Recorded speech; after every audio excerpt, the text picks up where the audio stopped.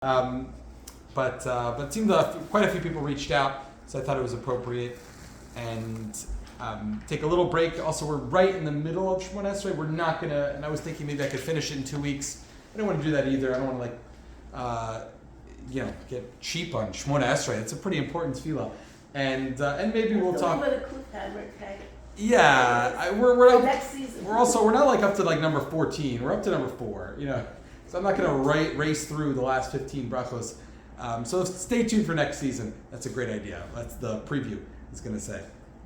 Okay, so we'll take over. We'll continue talking about the power of milk, the greatest friendship ever recorded. So this is, in my humble opinion, one of the most important friendships, as we'll see. The most important friendships ever recorded, and the most fascinating stories ever recorded.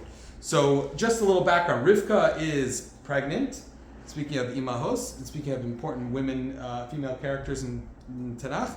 So Rivka's pregnant, and Hashem reveals to her they're actually twins. Right? Shnei goyim bebitnech. There are 2 children in your womb. Right? She's confused. She seems to be having some sort of different pregnancy than what her parents and her grandparents were used to. It's hard to understand why she's so concerned. But on one level, and I always say, this is the first time in Tanakh where we know for sure a woman is pregnant with twins. They're midrashim, Adam, Chava. So that's why it was, what is going on? Why are there 2 babies inside? That's never happened in the history of the world. So obviously she is concerned. There are midrashim that suggest otherwise, but fine. So Rashi, quoting the Gemara in Avodah Zarah, which we'll get to, this is in source 2, picks up on the fact that the word Hashem uses to describe the 2 nations is goyim, but you can see it's spelled and pronounced a different way. Gimel Yud Yud Mem, or Gimel Vav Yud Mem. So really it means, as Rashi says, Giyim, it's really Giyim, not Goyim. It means 2 exalted people. It doesn't mean 2 nations. It's referring to 2 people way down the line that eventually are going to come from this birth. And it means who? Says Rashi, Elu Antoninus Rebbe. It's referring to Antoninus, we know in history as Marcus Aurelius, and Rebbe. Shalo Pasko Me'al Shulchanan Lo Tznon Lo Chazeres Lo Mosachama Lo Sagashaman. They never stopped having, I guess you will, radish, all types of fancy vegetables, meaning in the summer and the winter, even when it was out of season, they were wealthy. They were wealthy. Rebbe and Antoninus had a great friendship. We'll see how important that friendship was to ultimately Torah Sheba'al Peh and Torah in general. But Rebbe and Antoninus were good friends and very wealthy. Rabbi is Rabbi who? I'm sorry. So, very good. Yes, just about to say. Rabbi Yehuda Nasi. Rabbi Yehuda Nasi is one of the most incredible, most important Rabbeim in our history. He ends up writing down the Torah Sheba'al Peh. For 1,500 years, we follow the rules. The Torah says you're only supposed to write down Torah Shebachtav, Kitab Lecha, only write down the written Torah, hence its name. Do not write down the oral Torah, which worked for a while, but after 1,500 years, Rebbe made the very controversial decision to write down the oral Torah because people were forgetting it. And today we have Gemara, Mishnah, Shulchan Aruch, all the halacha is essentially thanks to Rebbe.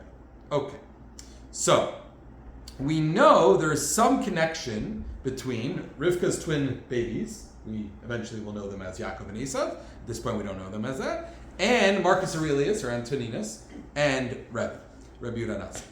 So says the Ben Yoyada. Ben Yoyada lived in the early 20th century in Baghdad.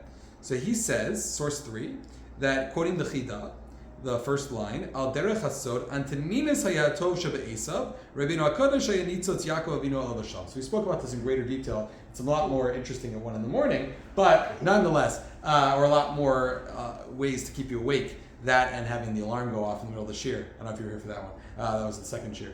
The alarm went off, and that's a good way to keep people awake at 12:30 at night. So, nonetheless, so the Chida writes that Antoninus, or Marcus Aurelius, whatever you want to call him, is the nitzutz. We're going to translate that, I guess, Gilgul, reincarnate. I don't know, whatever word you prefer. The recycled neshama, I don't know, whatever wording you prefer, of Esav. And Rabbeinu HaKadosh, Rabbi Yehuda Nasi, is the Gilgul of Yaakov. Now we're going to see this connection. So now we're going to understand the story. So think about what happened with Yaakov and Esav, most notably their disagreement and what that led to. And think about the friendship that we're going to learn about with Rabbi or Rabbi Yehuda Nasi and Marcus Aurelius. And that's why, as we'll see, Antoninus felt the need to serve, as we're going to see in the story, a Rebbe. Even though he was Marcus Aurelius, he didn't need to serve some rabbi in downtown Israel. Okay, fine. So that's that. So the Ben Yehoyada tells us that Rabbi was the Gilgal of Yaakov, and Antoninus, or Marcus Aurelius, was the Gilgal of Esau. Now let's learn this. I think it's one of the more fascinating stories out there. We're all probably familiar with the relationship between Yaakov and Esau, but part 2 of that, many years down the line, would be what we can learn about Rabbi and Antoninus. So take a look at source number 4. So Kol Yoma Havishadar Leidahava Pricha B'Metarta V'Chiti Apumayu. So every single day, Antoninus, Marcus Aurelius, would send tremendous amount of gold in sacks, the Chiti Apumayu, and he put wheat on top of it, and he would send it, Amar Lahu, Antoninus would say, Am tu Chiti LeRebbe. Go bring this wheat to Rebbe. I.e., he didn't want anyone knowing that he was supporting the Jewish people, but he would give a lot of money to Rebbe, and he would just put wheat on top of it in case anyone at customs found it, and then they could stop. Okay. And they would say, no, it's just wheat. Amar lo tzrichin is l'tuveh. So Rebbe says, I don't need so much. I'm good. The last week's bundle was plenty. Amar lehabe leman debasrech diavi lebasrech asu basrech v'asei mimaynu midifikalei. Good musar. He said, it's not just for you, it's for the people that will come after you. People who come after you will give it to the people who come after them, etc., etc. Meaning, save it, put it in the bank. Havaleahi nikras. This is the more fascinating part of the story. Okay, there was a cave. They built an underground tunnel from Rebbe's house to the palace. Marcus Aurelius' house, the palace, all the way to Rebbe's house. Now, and just know, Antoninus is living in the Roman occupation of Israel.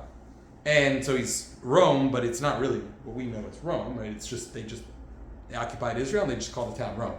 It's essentially what happened, because it's in Israel proper. And Rebbe is living, at least at this point, the last 17 years of his life, in Tzipori. Okay, it's not terribly far away. I mean, obviously, somewhat of walking distance, but in the same general area. So there's an underground tunnel that takes you from, that obviously no one knows about, from Marcus Aurelius' palace to Rebbe's house. Kol yoma havimasi tre avdi. You thought Stalin was paranoid. So every single day he would bring 2 avadim, 2 servants, with him. Chad katali ababa debe Rebbe. One, he would kill. He needed 2 to escort him, right? He's king, eventually. He's so Caesar. So Chad Katle Abave the Rebbe. So one he kills by the house of Rebbe. So when he gets to Rebbe, kills one of them. The Chad Katle Abava the Base. And one he would kill by the entrance of the house. Okay? So when he got back. One on the way there, one on the way back. So this is pretty intense. So it's interesting. I'm not going to go through it inside Tosfos. And the next source actually asks, how on earth could you do this? This is Shvichas Damim. Even non-Jews are asked to not murder. It's one of the 7 Noachai laws. So he said that these people were Chayav Misa anyways. Okay. These were Avadim that deserved to be dead, and treason, whatever it were. But he was obviously a pretty paranoid individual. And he killed these 2 Avadim. Why anyone would want to take the job the next day? Okay, a lot of questions you could ask. But nonetheless, I don't think they had slaves. Yeah, I don't think they had a choice. And again, it makes it this was their punishment. They were Chayav Misa, Tosa says, for a few different reasons. So this is what he would do. Killed a lot of Avadim. Amar Le be'inna di'isne lo nishkach kavar kamek. He said, there's one rule I have. When I come, you better make sure no one is here. No one is with you. I'm risking my life. I'm risking my reputation to come. I'm killing 2 Avadim every day. You better make sure you're alone. Yom Echad Ashkechei Rabbi Chanina bar Chama Davi Yosef. So he comes in one day, knocks on the door. In walks Marcus Aurelius, and guess who's sitting there? Rabbi Yehuda Nasi is sitting next to Rabbi Chanina ben Dosa. Rabbi Chanina ben Dosa is one of the Tanaim. Okay, well, we have a problem. Rabbi Chanina bar Chama, excuse me. Rabbi Chanina bar Dosa was also one of them. Rabbi Chanina bar Chama is sitting there. Amar lo minulcha be'inna disney lo nishkach gavar kamach. What did I tell you? Right, one rule: make sure no one's here. Who's this rabbi? Amar le, Rabbi said, leis din barinish. Don't worry, he's not a rabbi. He's not a person. He's not a human being. He's a malach, essentially. Such a special person. You're nothing to worry about. Amar le, so he said, let's test him out. And Tanina said, Ema leilahu avda degani ababa dekaim v'leisi. Okay, you're such a special person. Here's what I want you to do. There's a sleeping servant outside. We know he's not sleeping. He's a sleeping servant. He's in a deep, deep sleep. Do me a favor and go wake him up and bring him to me. That's what Marcus Aurelius told this Rabbi Chanina Bar Chama. Also, Rabbi Chanina Bar Chama goes, innocently, Ashkechei Davikatel. He sees this guy's not sleeping. Well, he's sleeping, but he's sleeping forever. He's dead. Amar Hechiavet. So he says, I have a big problem now. What am I going to do? I could go and tell him, look, the guy's dead. That's going to be bad. You never want to tell a king that your trusted Eved is dead. You're not supposed to report on bad news. Maybe he's going to think I did it. Whatever it is, it's not going to be good news. So let me just leave him here. Go back. But that's going to get back to the king also. Maybe that'll disgrace the king as well. So by Rachamei Elai, so Rabbi Chanina ben Chama davened, the Eiche brought him back to life. Okay, the power of the Tanaim here. The Shadre, and he sent this Eved, who's got a second chance at life now, sent it back to Antoninus. Amar Yadana Zute, so you see Antoninus picture the scene, he's sitting there talking with Rabbi Yehuda Nasi, and in walks this Eved, we just killed, and Rabbi Chanina Bar Chama. So Antoninus, or Marcus Aurelius says, Yadana Zute de Isbachu Mechai Mesim. Okay, I didn't realize this is who you're frequenting. This is who you're having company for. Clearly you were right. This guy's a malach. Got it. But just from now on, can we just keep it between us two? But this guy's okay. Rechanem Bar Chama gets a pass. Now, every single day, this is one of the more fascinating parts of the story. Every single day, the Antoninus would serve Rebbe. Just picture the scene for a second. Marcus Aurelius is serving this rabbi at the end of his life. Maichele, give him food to eat. Mashkele, give him drink. Ki havi bayi Rebbe lemesik lepurai, havi gachim kame purayu. When Rebbe wanted to go to his bed, was tired, Marcus Aurelius would lie down on all fours and would insist that Rebbe would step on him to walk, like as a plank, to go on top of him to go to his bed. Amarle sakalei leparaichu, please stand on me. Let me lift you up. Amar lav orcharai lezulze machusa kolei. I said, no, that's too much. We're not doing that. You could feed me, you could give me a drink, that's fine, but I'm not going to do this. You're still the king. Come on. Amar miyasimnu matza taktecha li'olam haba. Halavaya should be like your doormat in olam haba. That's what Marcus Aurelius said to Rebbe. Amar lei. Interesting conversation. No right answer to this one, except there was. Antoninus asked Rebbe, Asina le'almad yaseh, will I be zocha to olam haba? Marcus Aurelius, just take a look at history, he did a lot of bad things. And this is a good part of the story. So what's Rebbe supposed to answer? Amar lei in. Yes. Based off this relationship, I'm able to say with certainty, you will get some portion of olam haba. Amar lei, Marcus Aurelius said, the pasuk in Ovadia says, v'aksiv lo yasarid lebeis Esav. No one from Esav. Here's another connection from Esav to Marcus Aurelius. He came, he's Roman, came from Esav, but specifically mentioning him to Esav. I thought no one from Esav is getting into the next world. Says Rabbi, but osemasa Esav. That's only people who act like Esav. But people from Edom can, in fact, get in olam haba. Is this relationship put any place other than in the Gemara Avodah Zarah? That's it. I mean, the later commentaries all discuss this. So fascinating. Non-Jewish. Yeah, no, this is as far as I know. No. Yep, 2,000 years old. So, says Rabbi Victor Miller. That's the story. Says Rabbi Victor Miller, this must be the most unusual episode in the history of the world. On so many levels. It's not just the killing of the Avadim and it's the fake, it's the secret relationship between Rabbi. That's one thing. But it's by far the most unusual episode in the history of the world. I mean, take a look. Marcus Aurelius, this is source 6. He's living in Caesarea. Rebbe's there. The Roman emperor becomes like the chavrusa of the Nasi. The Nasi is the chief rabbi. That's what Rabbi Yehuda Nasi was. He was the chief rabbi, essentially. Underground tunnels. They're learning. This is a terrible, perilous secret, never divulged to anyone during the lifetime. It's fascinating. It's this just crazy story. Let's pick up on the second paragraph. Now was fulfilled the true function of Esav as foretold. The elder shall serve the younger. Right? We know that the elder, Esav's going to have to serve the younger, Yaakov. Had Esav been subservient to his great younger brother, the history of mankind would have been very different. Now something of the kind took place. The ruler of the mightiest nation of the Gentiles, Rome, became a loyal disciple of the greatest Jew of the time. Not only a disciple, not a friend, like a servant almost. Absolutely incredible.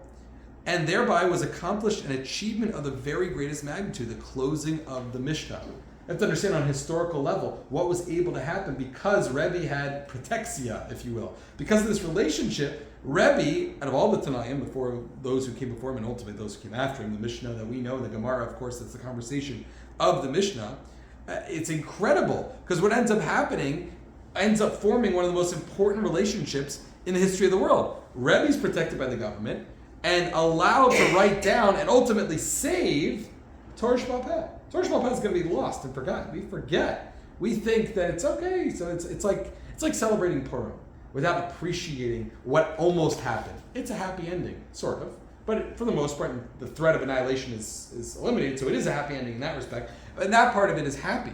But we don't think about what could have happened, right? I mean, we think about, it's interesting, but take Yom HaShoah, for example. No one ever sits there and says, well, we were saved. We were saved. 6 million people were killed, were murdered. We weren't saved. Okay, yes, we could have been annihilated completely. Had we known, going into the early 20th century that we needed to lose 6 million people. And, but really it was supposed to be every Jew was supposed to be wiped off the face of the earth. So then maybe, I'm not suggesting this at all, but maybe someone could think about the possibility of, okay, fine. I'm not going to say it's a day of celebration like we do Purim, but okay, there is somewhat of a glimmer of hope. And you could argue that with the state of Israel, of course, that led to the land of Israel in 1948. But it's hard to sell, granted. Not only speaking to anyone who might be a child of a survivor or a survivor, but I think it's a hard sell to make. But in Purim, I mean, if you think about it, it's not a happy, we focus on the happiness. We were saved, Mazel Tov. But think about what happened for a good chunk of the story. Almost annihilated completely. It's hard to understand that. But fast forward many years, Rabbi Yehuda Nasi, we're about to lose Torah Sheba'al Peh, which is what we believe, as we mentioned yesterday, the fundamental belief of Orthodox Judaism. We believe in the Torah Shebichtav, but a lot of other religions and perhaps other faith denominations or other sects of Judaism believe in that as well. Torah Sheba'al Peh is what separates us from the rest of Judaism. We believe in the oral law that was given at Har Sinai along with Torah Shebichtav. This is a very important fundamental concept in our belief. And we're about to lose it, and Rebbe comes along and saves the day. Well, how is he able to save it? No one else would. No one else had time.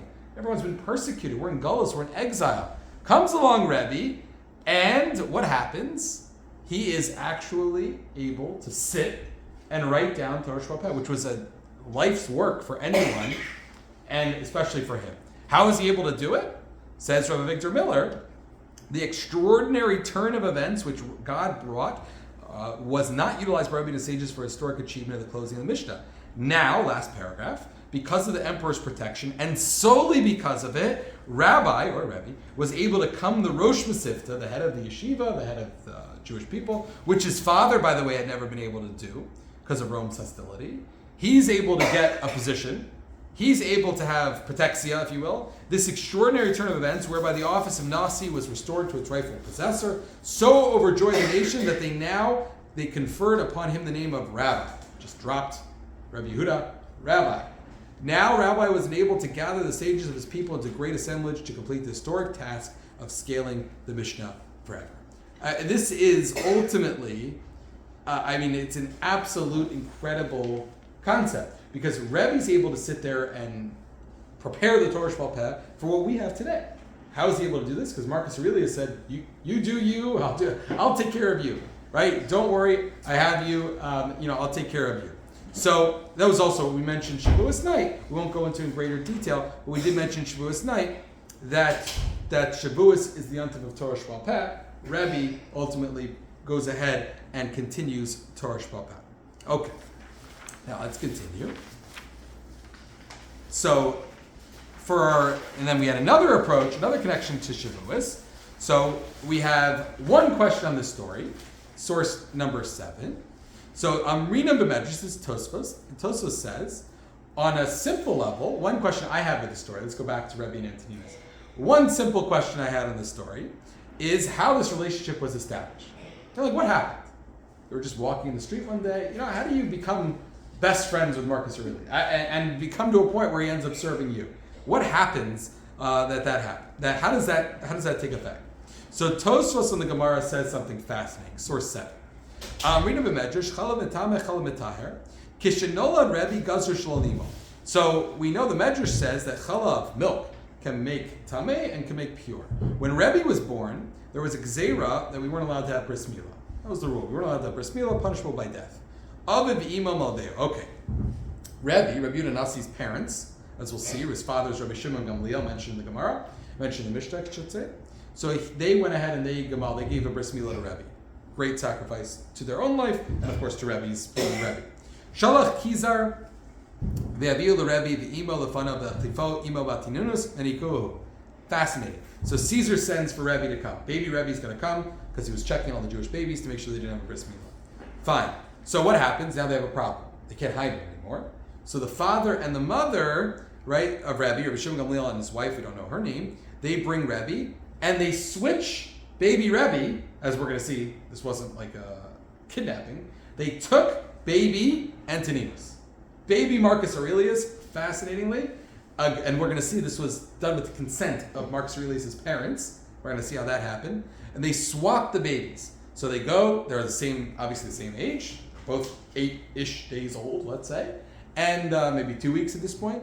And they swap the babies, but now Rebbe's mother has baby Antoninus for the day because they swapped. We'll see how they allowed this. They swapped the babies, so she has to nurse him. So she nurses baby Antoninus. Ad she lived in a Kisar until they bring him in front of the Caesar. And they see the baby. Oh, this is your baby, madam. You can go ahead and you're good. He's obviously not circumcised. And it's fascinating. One of the Roman officers said, I could have sworn you had a circumcised baby.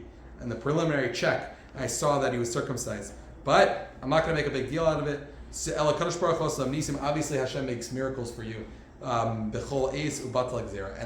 ended up taking away the whole decree, and Jewish babies were allowed to now have a bris milah. We're going to see from the end of the story something incredible about Antoninus, that he ends up giving himself a bris milah. He ends up circumcising himself and converting. Not in that order. Okay, so the Menorah Maor lived in the 14th century in Spain. So he fills in the blanks of the story, and he says what happened was Rebbe's mother met Antoninus' mother at an inn.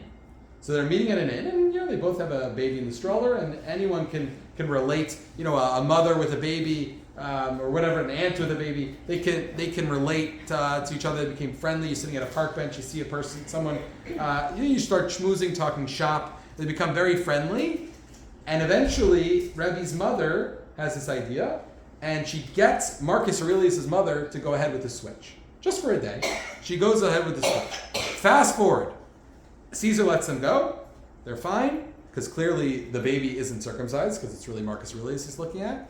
Antoninus' mother tells Rabbi, I don't want this relationship to end. I want our kids to have a play date. I want our kids to stay close, spend some time together. So, what does this have to do with Shavuos? This is what we discussed on Shavuos night. Take a look at source 8. This is why the Torah says by the Mekalel, the one who cursed Hashem's name, only mentions his mother's name. So this is Rabbeinu Bechaye, actually also 14th century Spain, and he says, source 8, V'taba dara lefisha uver nutzer midam havest u'miskadu beten imo zman katzer. This is what I'm talking about for mothers. I'm not sure scientifically how we would phrase this, but the way he says it, the baby grows out of the mother's blood. I think what he means is the blood is connected, but okay, I'm not sure that scientifically that can, that. Say what you want with that. And at the very least, we know that a baby is inside his mother or her mother for a significant amount of time. Even after the baby is born, and I'm not saying one way or the other, formula nursing, that's not the point of the shiur, but as we'll see clearly, the Medrash seems to like the idea of nursing for other reasons, but nonetheless, sometimes it's not practical as well. So the baby's born, the baby is still nursing from the mother. Good Mother's Day, Devar Torah, or anytime you're speaking for any of your life cycle events. So you ever notice the Rabbeinu Bechaye says a child always is a little bit more like the child's mother. I don't know if that's been scientifically proven, but that's Rabbeinu Bechaye's opinion. The child is a little more like his or her mother. A little more action similar. A little more similar than the father. Umizeh Hizkir, I'm not getting into the X and Y chromosome here, but Umizeh Hizkir Akasav Malchi Yisrael Shemosam Osam. It's interesting to take a look at the book of Malachim, they always mention the mother's name. The mother's what makes the king. That's what Rabbeinu Bechai says. Okay, so says the Medrash. So what does it have to do with Shavuos? It was all, interestingly enough, the milk. Antoninus nursed from Rabbi's mother. It led. What was the postscript to that story? It led him on a path of kedusha. Now, the Rabbeinu Bechai says a child is always a little bit more like his mother, his or her mother. Why? Because, and I don't know if you'll appreciate this analogy, but just go with it for a second. Just as wine takes on the taste from the casket it's in, right? The casket it's stored in, so to a child is in its mother's womb for 9 months. So for sure when a child nurses from his mother, her mother, the nature, the character of the child, the Rabbeinu Bechai suggests, is somewhat molded through the mother's milk. Okay, so I don't know how scientifically that's been proven, but there are various studies about the connection a mother has to the child, but I'm not politicizing, I'm not suggesting one way or another, and also many times it's not practical. Now, where else do we see this? That a child nursing or not nursing from, maybe not his mother. Moshe Rabbeinu. The Gemara in Sota says, right, baby Moshe is not nursing. Why does Miriam have to get her own mother, Yocheved, Moshe's mother, as a wet nurse for baby Moshe? Because Moshe refuses to nurse as a baby from all of the Egyptian women. And he says, right, that the mouth that will one day nurse, the mouth that one day will speak to the Shechina, to HaKadosh Baruch Hu, you want to nurse from a non-Jewish woman? Okay, and the Shulchan Aruch brings this up, that actually is permitted, but it's not ideal, fine. But nonetheless, there's one more fascinating medrash that says, similar story. This is by Sari Minu. So we have the weaning ceremony of Yitzchak. Now, the weaning ceremony of Yitzchak is because she stopped nursing, which is actually a significant halachic discussion about this, because he's turning 2 years old at this point. So a woman is considered a nursing mother, according to some opinions in the Gemara, until the baby's 2 years old, even if she's not nursing, according to some opinions. So there's significant halachic ramifications about that, as an aside. But nonetheless, he's weaned off. That's the literal translation. I always say, you know what the weaning ceremony is today? When he gets his first job. That's what I was saying. That's his first job. That's when you're weaned off. That's what weaning means. Because it makes sense practically, mathematically. The kid's 2 years old. In those days, 2 was probably like, 22 or whatever. First job after college, whatever it is. The first time he or she doesn't ask you for money. I don't know. Everyone will go through their own situation and respond appropriately. That's what I always say. The weaning ceremony was for Yitzchak. So Zesh Amar at source 10, the Psikta Rabosai. Hakasav Moshivi Akaras Abayis Imabanim Smecha. We see that, of course, in Halal from Tehillim. Amar HaKadosh Baruch Hu Hashavti Asara Akara B'toch Abayis. We know the story of Sari Menu. That Sari Menu couldn't have children. She was an Akara. It was scientifically and genetically impossible for her to have children. Gemara says she didn't have a base lot. She didn't have, a uterus. She had no way to have a child. Of course, we know the second part of that story. But the Torah tells us she had children. We'll say what you want about Sarah and the miracle of Kadosh Baruch Hu, but Sarah, I'm not talking about Rivka, Sarah does not have children. Right? She never produces children. Okay, there are many opinions on how that could be. She has a child who has children. She I assume it sort of adopts Yishmael. Fine. The chibanim arbe Sarah, I don't understand. What do you mean banim, children? She has one child, Yitzchak. The Torah b'teilit Sarah la'avram ben l'skena. We know she has one child. Is there something we don't know about Sarah? Umiyu emabanim smecha. You may be familiar with the story. Rashi quotes it in Chumash. Elo b'shash yelda Sarah it's Yitzchak. Sarah gives birth to Yitzchak. And hayu umas olam omrim banashal shivchahu. That's not your kid. Come on. So 90 years old. She's, they know her story. That's not your kid. What happened? Your husband, imagine talking this way about Avram Avinu, but your husband, met a girl on the street, met a shivcha, maybe, and you're just pretending. And you're just pretending to nurse this baby. You're not the mother. Come on, who are we kidding here? So you think people are mean today? So what happened? So everyone else is bringing their babies to Sarah. You're really the mother. You're really a nursing mother. Then you won't have a problem nursing our child. That's why it says Sarah nursed children. She nursed their children. Some people actually were genuinely curious in this historical, miraculous event, and they wanted to know if this 90-year-old woman could, without a uterus, could nurse my child as a nursing mother. They were fascinated by this.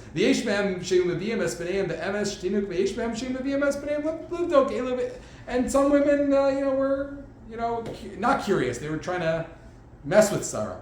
But either way, no one lost out. Fascinating end to the Medrash. Amar Rav Leili, Elu shabo be'emes nisgairu.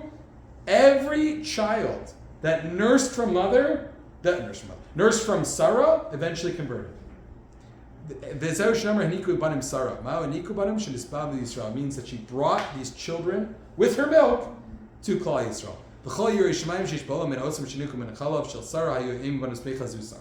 All the babies that nursed from Sarah, says the Medrash, eventually converted. So when Sarah nursed all the children by Yitzchak's weaning party, that caused them all later to convert. Again, politics, nursing, and formula, fine. Ignoring that for a second. But says the Medrash, it was all the milk. It was all the milk with Antoninus. That's how Rebbe's mother nursed Marcus Aurelius. That led to this relationship that ended up saving what we know today as what our Torah has become, the Torah Sheba'al Peh, and saving and preserving Torah, and eventually safeguarding Torah Shebechtav. And every convert, that was everyone who nursed, for all the babies that nursed from that day, many, many years ago, they eventually converted. So how do we connect this to Shavuos? So on Shavuos, which is the yontiv of Torah Sheba'al Peh, of the oral law, that's what we're celebrating on Shavuos night. We've mentioned the piece from Shimshon Fall Hirsch as to why exactly that is, because the oral law doesn't state, the written law doesn't tell us anything about Shavuos. It just tells us Zman Bikurim, it's a time for this, it's a time for the first fruits, it's Zman Katzir, time to harvest, I should say, and that's it. It doesn't tell us anything about Zman Torah Seinu. That's what we know it as. So it's the Torah Sheba'al Peh tells us what Shavuos really is, which is a time to celebrate the Torah.